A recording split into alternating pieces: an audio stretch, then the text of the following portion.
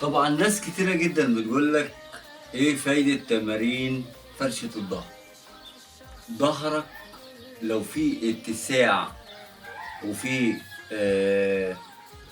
وراثة اللي ظهرك يكون مفروض، برضو التمرينات بتصلح الحاجات دي. وايه هي تمرين فرش الظهر؟ هنلعب التمرين قدامكم وهتتفرجوا عليه وهتحكموا بنفسكم.